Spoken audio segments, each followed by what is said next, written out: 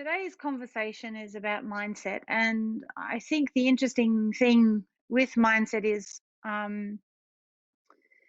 it's not as easy as it seems. And so what we've discovered that often people read the book, they go and try and implement it, and it doesn't seem to go so well. I've been working I'm a cognitive scientist by training.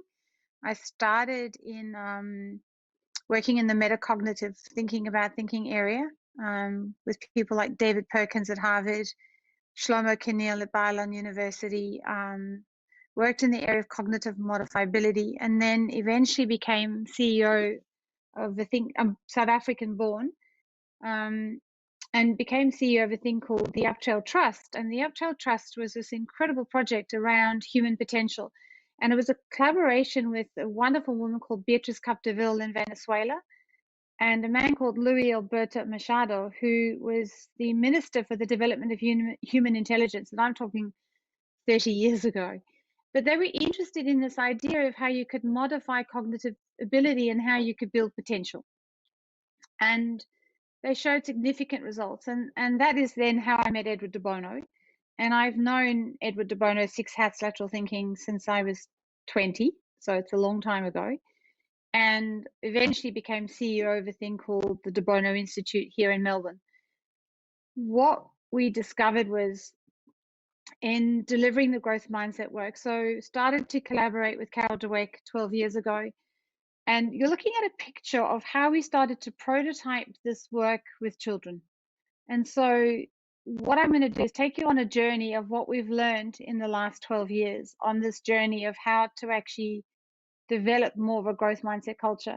I am going to talk about some of the, I'm going to make it more personal. So in some ways, I'm going to share things that you could do. So let's take a bit of a journey.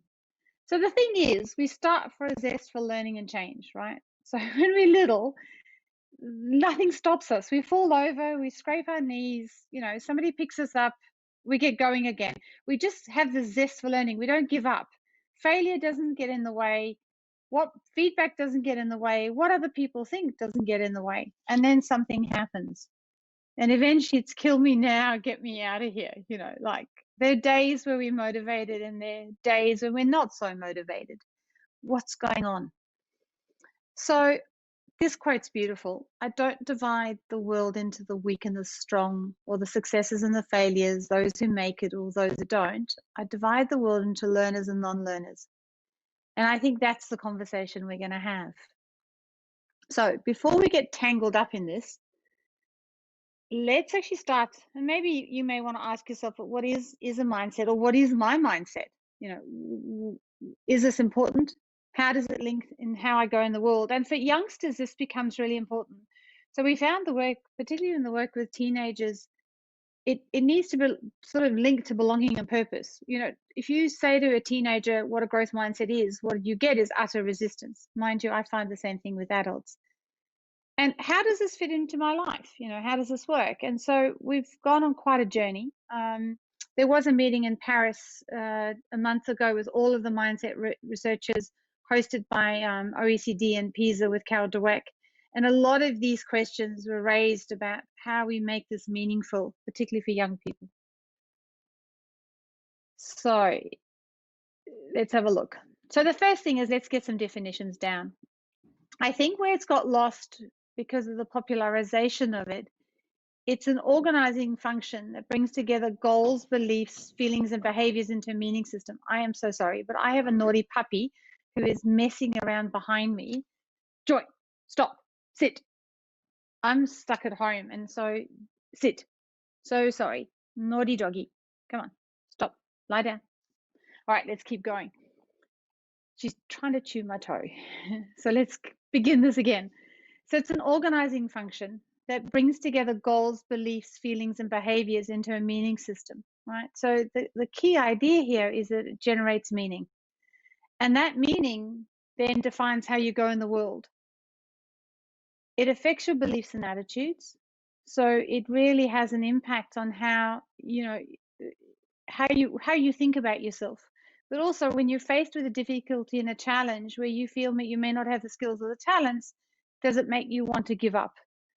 and it shapes our motivation, our learning, and our goal pursuit. The other thing is it affects your challenge seeking, right? So it really can affect how you seek out challenges where you think you may not measure up or you may not be good enough. Effort beliefs are quite massive in this approach because it means, can I seek growth rather than seeing it as a deficient ability? So when I'm struggling with something, can I see how I can grow rather than I lack this thing? Now, I must admit that I can play the piano. I don't play it very often. I'm really bad because I don't practice. But I don't know if I ever had the full, I'd never get to concert pianist, partly because I don't practice and partly because I think the desire is not quite there. I also think that there is, you know, there is a certain kind of strength or desire for it. And I think you are born with a certain kind of, there is a talent. It's not that we're all going to become concert pianists because we think about it. And there are two attributes that you go into, fixed or growth. Now, what is absolutely critical is that a lot of people still talk about fixed or growth, fixed versus growth, this dichotomy. It's not a dichotomy. We're truly a mixture of both. And so what the science is about adaptive potential. Now, a fixed mindset, let's define this. So we all have little fixed mindset personas in our heads, where you feel certain parts of your personality, intelligence, and ability are fixed. You only have a certain amount of talent in certain areas of your life, and you seek out situations to reaffirm these traits. So I want you to think about for a minute, what is it about, what are your fixed mindset moments? What makes you go into fixed mindset? So just reflect for a minute and write down, you know, which bits do you think, or what situations do you think affect you?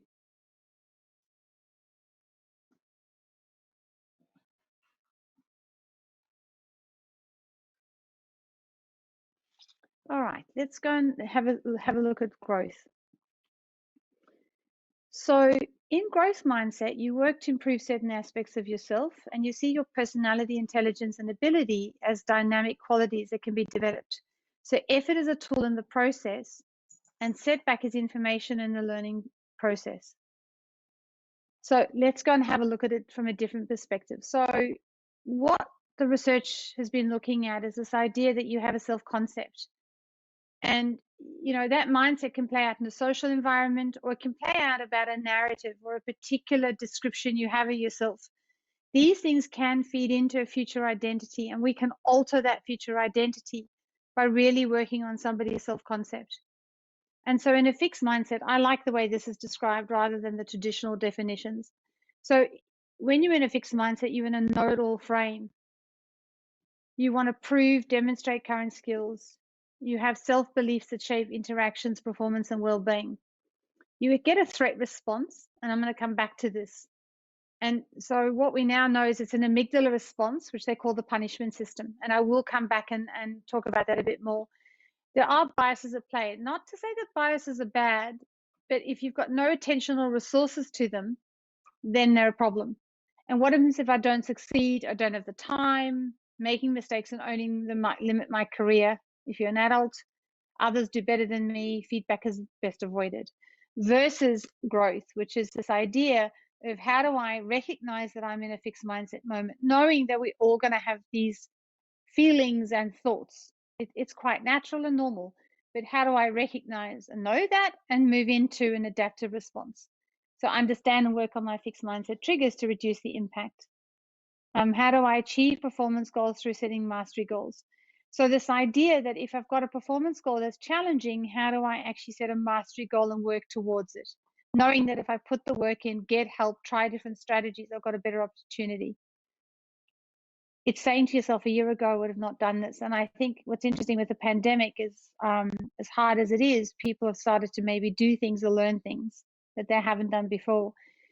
The reason for this is that the neuroplasticity in the brain is really set off in unusual, atypical situations. So where there is a lot of friction and a lot of difficulty, the brain, believe it or not, if you can stay calm, becomes highly adaptive. So as an adult, this is a good moment to learn or try something new. We have a learning response. So we have a reward system. And this is this friction idea that I'm talking about. And I'll come back to how we deal with that. So I just want to go through a false growth mindset. So what we found about 10 years ago is that actually talking about what a growth mindset is not that easy. Telling people what a growth mindset is doesn't do anything. There's a journey to be taken, and I'm going to take you on some part of that journey, some small aspect of it. So growth mindset is having an open mind, is not having an open mind, sorry. It means you can be open to new ideas, but still believe that people's traits are fixed. In other words, you still have an attributional view of people, that you see them based on their attributes, rather than understanding that their behavior is a function of their context. Growth mindset is about effort. So yes, working hard is important, but not if you aren't achieving the outcome. So praising someone for working hard when they're not growing is not a growth mindset. The outcome and closing the achievement gap is important. So this is key. So the other part about effort is if you're working really, really hard and not getting anywhere, well, that's no point either. You need to actually stop and go, well, do I need mentoring? Do I need a different strategy? What's happening here? Just have a growth mindset. So many teams believe that telling people to have a growth mindset will overcome their challenges. It becomes a stick to beat people up with. And we see this, we've seen this a lot. Oh, just have a growth mindset. And then I can achieve anything. Yes, we have the potential to substantially improve and learn new skills, but not all of us will become a concert pianist even with a lot of effort. So it's about finding the right strategies and effort in the right areas where you feel you have purpose, where you feel that you can and want to grow your skills. I mean, there's got to be a need. Now, what's really interesting is this idea of the threat system. So what they now know is that, change in demands cause people to fall into a freeze response, which is stop response, or a flee response, which is your avoid response. And Moser, a neuroscientist, did some really interesting neuroimagery work. And people in a growth mindset response, what happens is the brain is just, if you look at the scans, the brain is just red hot. It is just on fire. And they believe that their skills and abilities will evolve through the effort, the experimentation, and the help from others. They tend to detect mistakes better. They tend to recalibrate their behavior, and they tend to improve their accuracy. So there's more electrical activity in someone who's having that growth mindset response. What is amazing in a fixed mindset response is the brain is actually cold. What's amazing is the ears are actually blue. So the person actually has blue ears, which is extraordinary. So the next time you're having a go at your teenager, if you have one, or your children, and they're not responding and they're getting defensive and angry, just know to stop and not keep going, because they have blue ears. They are not home. They are not listening. The other thing we now know is that a growth mindset, and this is research out of Stanford Medicine, that a growth mindset activates the reward system in the nervous system. So when we're in that amygdala reaction, in that threat response, what we've done is actually that the neural system has gone into the punishment system. Now, what's really interesting is that we can actually activate our courage reflex. So what happens then is, if we create what we call a moving forward response. So when we feel anxious or worried about something, the key is to label the friction. The emotion I'm feeling here is frustration, or I'm feeling anxious. So label the emotion. The next step is to take a forward response in an adaptive way. So this idea of taking a step to actually trigger the courage circuit. And that then leads, of course, to dopamine, which is, of course, the goal chemical. And so what we now know is that when we become really stick to our comfort zone with a reactive solution, we're in the losing circuit. So by moving into action, by asking questions, checking for possibilities, being curious, asking for help, this actually stops the quitting circuit. It actually stops it in the brain. So there's been some really interesting research from a neuroscience perspective. Let's go to the next step. So there is a framework for action that we explore when we work on mindset. One of them is the why goal. So how do I be? Why am I doing this? Why does this matter? How do I belong? And how do I be? How do I turn up? How do I manage myself? And then there's the do goals. How do I need to break this task down into smaller pieces? How do I get to action? Now, motor and material goals have come a lot later. And so what they are is, is my textbook or my computer or learning online or, having to be stuck in Microsoft Teams as my children have been. So my children had to learn for 161 days. I've got 4 on Microsoft Teams.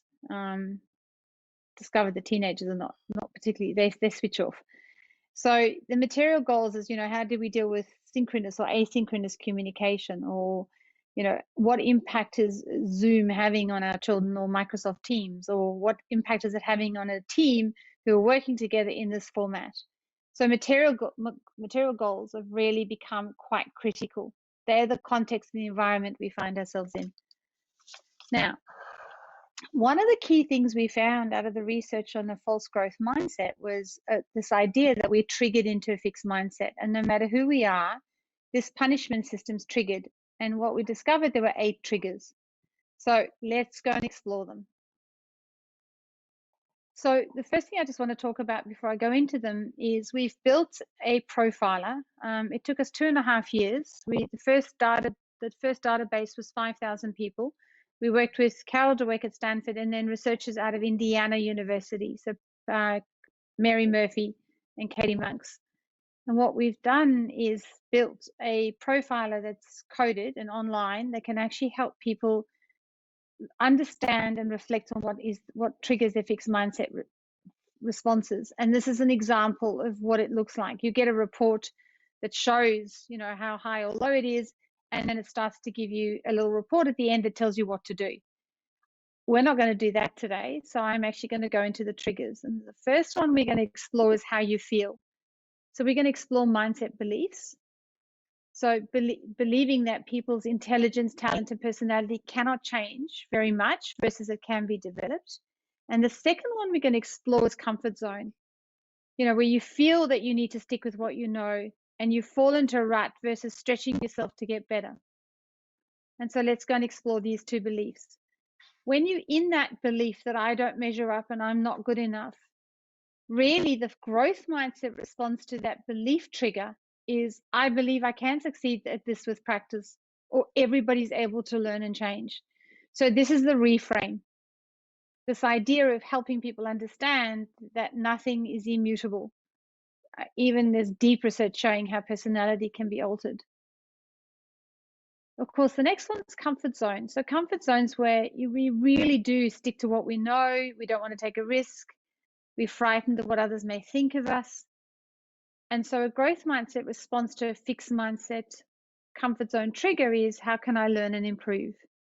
This new way might be even more successful. I'll never become more confident if I don't try. It's okay not to be sure at first. So really it's taking that comfort zone trigger and then switching it. Let's go and explore the next one. So the next trigger is high effort. So anybody here who found they pulled an all-nighter? So when they're at school and they delayed, procrastinate, and then they pull an all-nighter. And the reason why they do that is because what happens is they believe that if they have to put in effort, they're not smart at it. And so 2 of our children, we have an interesting story about, and there's Amy and Hunter. So Hunter they're both runners because their dad's a very good runner and he coaches running. And so the first time Hunter entered a race, he won. Must have been fluke because he went out of the gate so fast and he was so quick. And his dad kept saying, oh, he's too quick. He's just not going to make it. Well, he did. And then suddenly he didn't have the techniques and the skills to stick at it. And he started to lose. And he said, I'm not a runner, and gave up. Amy, on the other hand, started and she came last. And the only reason why she came last is because in actual fact, the person, well, she would have become, the person who was meant to come last actually fell out. So she really came second last and then last. Her response was, gee, Dad, I'm not great at running, but what can I do to improve? And so she worked on her skills. She worked on her running gait. She practiced. And every time she ran the next race, she'd come to Dad and say, well, what do I need to do next? What do I need to work on next? And so this is very much showing the response to the trigger. Amy felt terrible coming last. She felt awful. She eventually ran nationals and came second. And she continues to be this way. She's very, very, very determined and doesn't let things get in her way. So Hunter was suffering a high effort trigger. Amy, not at all. And then the second one is challenges. So Amy was prepared to see the challenge, didn't see the challenge as a threat. So in a fixed mindset trigger, we see the challenge as a threat, an opportunity to fail versus an opportunity to learn. So let's go and explore what a growth mindset response is to that. So in a high effort response, Amy saw it as having to work hard as the path to mastery. Effort is the key to growth. It means trying out different strategies until you find that pathway. The more effort I put into this, the better I'll get. Everyone starts with some hard work. Making progress motivates me. So this is helping youngsters focus on progress and process. In other words, don't worry about the outcome. Let the outcome go. Focus on the process. Because if you keep mastering the elements you need, you will get progression, and that will get you closer to your goal. In challenges are the opportunity to learn. So it's different to comfort zone. Comfort zone's about taking that risk. Challenges are thrown at you, and it's choosing your response. It's rewarding to try new things. This will get less challenging the more I do it. Feeling uncertain is okay. Let me not try and close the gap. Let me not try and seek the outcome. Let me actually go with it. And then there's grit. So grit is about this is the work of Angela Duckworth. When something's difficult or dull, it just takes persistence to finish, right? So it sounds more like the more I do, the more results I'll get. I may not like some part of this process, but there are other parts that I love. I know how good I feel when this is finished. So what happens here is that sometimes with grit, it's either you start something, but you fail to finish, and it means you start lots of new things. Or when something gets really dull and boring, you just give it up. You just don't do it. So the next thing we're going to explore then is how you react. So with feedback, now a lot of people look okay with feedback, but oh my goodness, you do not want to be inside their heads. When they go home, they ruminate and ruminate and ruminate for days and days. They just can't let it go. They get really anxious, or they avoid the feedback versus seeing it as a chance to learn. So we have a 14-year-old that really does not take feedback at all. So we have to frame it in another way to say, hey, how's this going?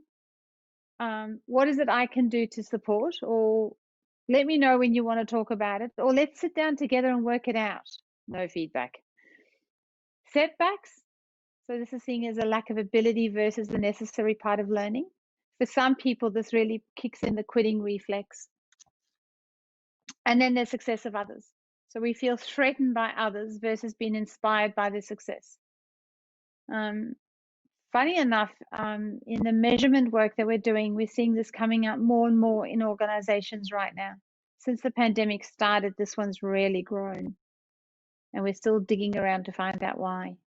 So in a growth mindset response to the feedback trigger, feedback is a chance to gain insight, learn, and get a different perspective. So it's saying that feedback is not defining of your potential. It is just a comment and a moment in time. Now, of course, there is a difference between feedback and criticism. It should be feed forward. In other words, the feedback should take you forward rather than leaving you sort of guessing what you're meant to do.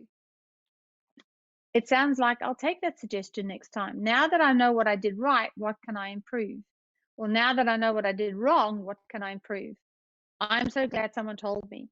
Sometimes the way to approach feedback, if it's a large trigger with someone, is to say, I noticed that blah, blah, blah. What are you noticing? And I'd like to explore how we can close that gap together. So it's really actually putting it on the table, but allowing them to have input. Now with setbacks are a necessary part of learning, and mistakes, they're just part of life. I mean, what's interesting with Microsoft, and we've worked with the head of culture there, is that really how they frame failure is in product development is that you set a hypothesis. If it fails, it means you've got deep insight and growth and deeper understanding of something.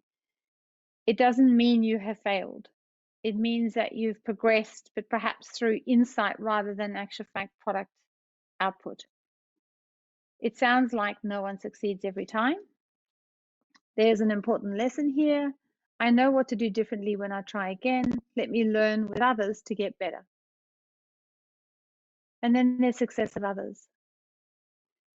This often comes because of school systems, because in some school systems, we still rank children one against another. We see it often in sales teams where we rank one person against another.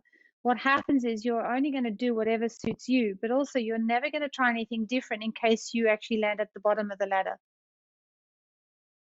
So you just don't take any risk. And so success of others becomes a belief about yourself. Do I measure up? Am I good enough? I'll only stick to things that I could be good at in case I get noticed as not smart enough. So it sounds like, can you share some advice? My team member success makes the whole business better, or the whole team better, or, you know, when kids are collaborating, it makes the whole group better. This isn't a competition. So what it is that when we get a stimulus or a trigger, a growth mindset response is an adaptive response. We pursue the learning and we have a growth outlook, versus a maladaptive response, and then we pursue the status quo and we get a restricted outlook. I'm going to cover 3 more things and then I'm going to stop. So one of the things we've learned is to actually give your fixed mindset a persona, give it a name. And actually when Frazzled Freddy turns up, then you can actually say, hey, Frazzled Freddy, you know. So one of my biggest fixed mindset triggers is Frazzled Freddy, is comfort zone, which comes out in the area of using a new technology, as in the case of this talk, because it's not like Microsoft or Teams, where I'm able to see people and I'm able to still see the chat. So I find it kicks out my Frazzled Freddy. And this makes me feel uncomfortable and it pushes me into an anxious state. So that's an example. This person on the right-hand side is a friend who didn't mind me sharing. One of my biggest fixed mindset triggers is feedback, which comes out when the deliverer nitpicks and usually pushes me into a hostile mood and chaotic behavior. And so this person's starting to learn to regulate that a lot better. So here's an example. Meet Gertrude, my cagey, histrionic, self-aggrandizing fixed mindset persona. She sneaks into my subconscious and undermines me. She detests hard work, second place, and imperfection. Any whiff of failure or imperfection can trigger Gertrude's entrance. Gertrude convinces me failure is definitive. One mistake will take away my future success. So one of the key things is to actually be empathetic with yourself and understand what triggers you and others. Name it and claim it. You know that it's part of being human, and that once you recognize it, you can then take the next step. I want to move to the next bit. So really what you're doing is naming it. Who is this character that is, riding at the front of the bus, yelling at you, giving you instructions, making you feel anxious or worried? How do you get them to go and sit quietly at the back of the bus so you can actually get on with it? And it's actually coaching. We find that if people can talk to their fixed mindset persona and actually coach it back down, it's not that you ever get rid of it, you just diminish the impact of it. So one of the things we do with triggers that's been very, very effective is, and we've done this a lot with adults and youngsters, so based on the results of the mindset profiler, with youngsters, sometimes we've turned the profiler into a card game. So they actually play a card game rather than go through the profiler, but we do have it. The youngest that we use the profiler is 14. So we have education profiler and a corporate. Then what happens is they choose a growth mindset strategy. So we have a strategy box for ways of managing the different triggers. We help people reflect on the triggers. So we run a session on each trigger, reviewing it, and then people can have a conversation and reflect on how it's playing out. And then each person picks a strategy and we get people to hold each other accountable. And they can share how the strategies have worked.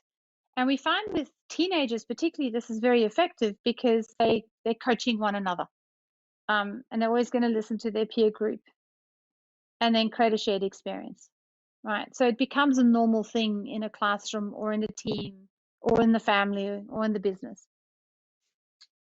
All right, so what I've talked about is just mindset and me. It's very tiny. We do a lot of work on emotion and mindset. We do the resilience piece. and the well-being piece of mindset. We do a lot on how to help youngsters build their self-determination and build their motivation. And goal pursuit is a big element of this. And then we look at purpose and belonging. So there's a lot of research on the importance of belonging in order to establish a more growth mindset culture within a classroom or within a team. So let's just summarize. You know, mindset is a meaning-making system, and we're a mixture of fixed and growth. The other thing is that research shows that if we want to make better use of our resources for growth, that in actual fact, we need to have, you know, work with ways of actually dealing with our narrative. So how do I build a new hypothesis about myself and test it out and know that I'm work in progress? Often, you know, a fixed mindset is just trying to protect you. It's like a psychological immune system. And so it becomes a habit. And sometimes we have to help people undo their habit. And that the first step is reflecting on that fixed mindset. The other thing is that what we know is we can actually help people build a stronger self-system so that they feel good enough in an array of challenges and contexts. So building this confidence so that they can remain in the game no matter how challenging it is. So this idea that people can actually maintain their sense of self-adequacy so they can filter their experience rather with an optimistic outlook and openness to the challenge rather than feel narrating the experience in a threatening way. The view that you adopt for yourself profoundly affects the way you lead your life. It can determine whether you become the person you want to be and whether you accomplish the things you value. Now I'm going to stop sharing here. And I'm going to turn on my screen and ask if there's any questions. Thank you so much, Susan. So many rich ideas in there. I do have a number of questions while we wait for others to put in some. So one of the things that really struck me is the importance of self-awareness and understanding yourself and reflection in this process. And I'm wondering what advice you would have to really facilitate the development of a growth mindset in children on a larger scale. What I mean by this is like the environment that they grow up in has to be one that nurtures a growth mindset, if I'm not mistaken. Actually, parents create the greatest fixed mindset in children. Mm-hmm. We don't quite know its scale. So the meeting that we had in OECD 2 months ago was about this. Mm-hmm. So we know we've run, I mean, at scale, we don't know. In the studies that we're doing at the moment, so one of the things that was really interesting with 14-year-olds, and actually we went as low as 8, playing the card game and helping them understand their fixed mindset triggers, because the key is to understand what puts me in that threat state and then what can I do about it. So actually the conversation is more about fix than growth. Because once you're in growth, it doesn't matter. It's right. And we all have an amygdala response. What we found with the year 7s in Australia, say 14, is they all went home and actually started to play the card game with their parents and diagnose their parents. And so they were saying, you know, I have fixed mindset. I have fixed mindset as a, you know, feedback's a trigger, Dad. So could you possibly take on feedback in this way so we can have a productive conversation? So we find that they were really open about the conversation in that the minute we helped them reflect and normalize it, it was amazing how we didn't need to teach the parents. With the littlies, what we find is that they're amazing because they'll say, I'm having a downstairs brain moment, you know, and I need to implement my strategy because, you know, grumpy Graham is in and I really want to kick you right now. I mean, that was a 6-year-old. Wow. So we found that the narrative approach is quite critical, that everybody understands what their triggers are, they understand who their persona is, and they have a narrative. And we found that in families, so that's the first bit. How we scale that, we've been exploring algorithms in gameplay and then building personas, and we found that worked really well as a way of teaching young people. But I think it's going to be an AI coach. I think that is where we're going to land. And so we've been running R&D work towards that sort of idea. We've been running different experiments. And we have one that's going to be built into a mass anxiety app. and we'll test Mhm. it there again and see what happens. But I think That's it's technology very that's going to cool. have to help us. That's very cool. I wouldn't have thought that it could come from the child and really affect the family. My thought was that we have to make sure that the education system and parents are all prepared to kind of nurture growth mindset in their kids. It's very hard because every culture is different, every home's different. So what happens if we can build enough of a self-narrating system in a youngster? Then we build them as resilient, that if, you know, the education system's not perfect and throw something at them, they've actually got the skills to see it through, or they get a particularly not the greatest educator in that moment, they have, I mean, that's probably our best hope. It doesn't mean we don't want to build. I mean, we are exploring at the moment. There's a couple of studies around how to actually influence a classroom culture. Mm-hmm. So we've got work being done in that area. So work with families and work in classrooms, but scaling it is so hard, and we're not there yet, and we don't necessarily know the right answer. And I think the other thing, I mean, David Clark, who was head of, sadly he's passed away recently, was head of classroom research at Melbourne University, did a lot of one of the largest ethnographic studies of classrooms. And he always used to say to me, you're going to have to build a constellation of strategies. So what we've been doing is building a strategy box and say to teachers, look, here's what a growth mindset classroom looks like. Here are the elements. Pick the things that work within your classroom, your context, your situation, I think is something we've learned.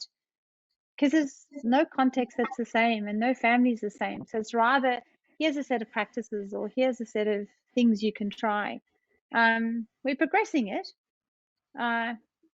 Probably got to, I think the national study that David Yeager ran, because one of the other problems they've had is to actually build the research, build new research methodologies that actually can deal with scale.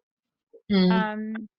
So there's a lot of work being done on actually the actual research mechanisms themselves, and that's got to be finished, and that's not quite there yet. So that's the other thing that's partly holding it back. Okay.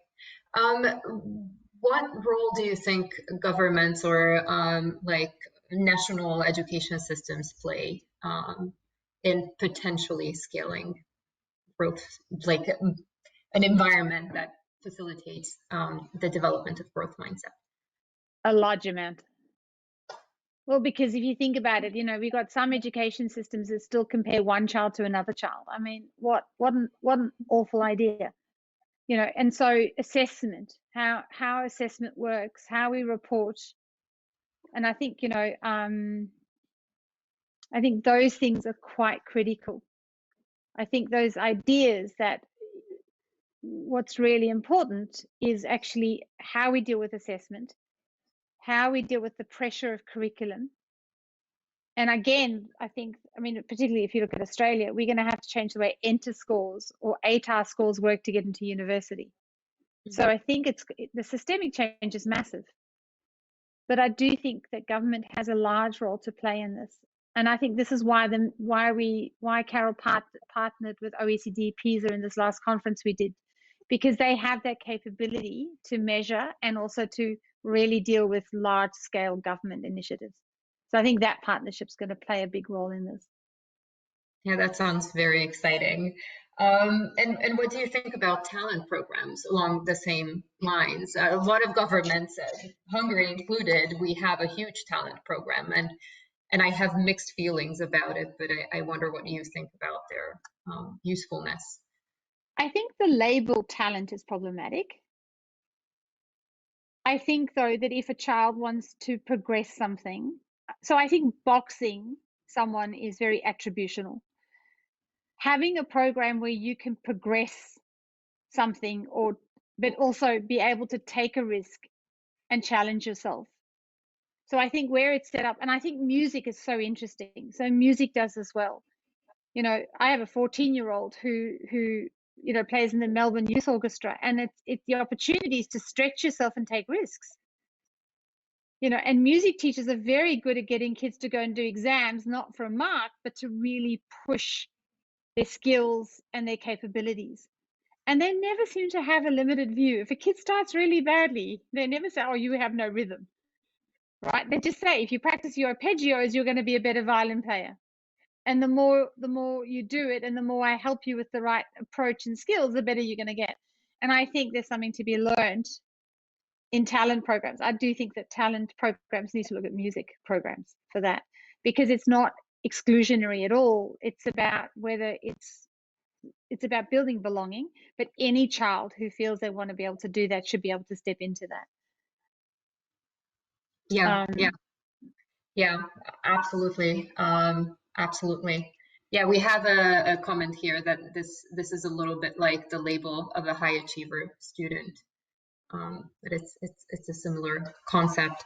One thing that I come across often is that when we move to a growth mindset approach at school, a lot of parents and often educators do freak out because it's not clear like how students are doing. Like once you stop ranking, it just makes people who are used to ranking very uncomfortable. What advice do you have to kind of like dissolve these fears? That's a big question. So break it up into 2 bits for me, and then I'll tackle 2 bits. Okay, right. So perhaps the first part is that educators and parents are often very scared when there is no ranking and they don't know where exactly their child stands. And what advice would you have for these parents? How can they tackle this fear? Well, if you think about it, ranking is just really there's 2 problems with ranking. So firstly, it could be someone's actual, I mean, a lot of ranking is actually a teacher's assessment, and that is in many ways subjective.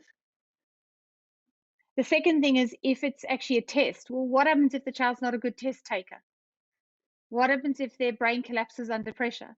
What if the teacher hasn't done enough teaching in that area and has put the test too early? I say to parents, rather understand the progression of your child, rather look at how they, if they're doing algebra, how are they progressing in learning all the elements, and don't let go the comparison. Because, kids will surprise you. I mean, I laugh. My brother was failing year 10, and yet he got his PhD in electronic engineering and has got 4 patents in his name and works for Intel. And he had that PhD locked and loaded by 23, and yet he sat in the bottom of the rank all the way till his last year of school. And my mother just didn't worry about it. She figured he'd work it out when he was ready. So what we do is we create pressure. If a child's failing at something, rather than saying you're not getting a B, you're not going to get an A, I'm going to punish you, what if we say, hey, I can see this is not going so well. How are you feeling about it? And let's come up with a plan. What you're going to get is a child who's going to feel relief. They're going to be responsive. I mean, I had one come storming out of school the other day because of a bad mark. And I said, so do you want to talk about it or wallow in a bowl of ice cream? Oh, wallow in a bowl of ice cream. Oh, we won't talk about it. And I waited 3 days and said, what do you want to do about it? And, what do you think caused the bad mark? And she said, my laziness.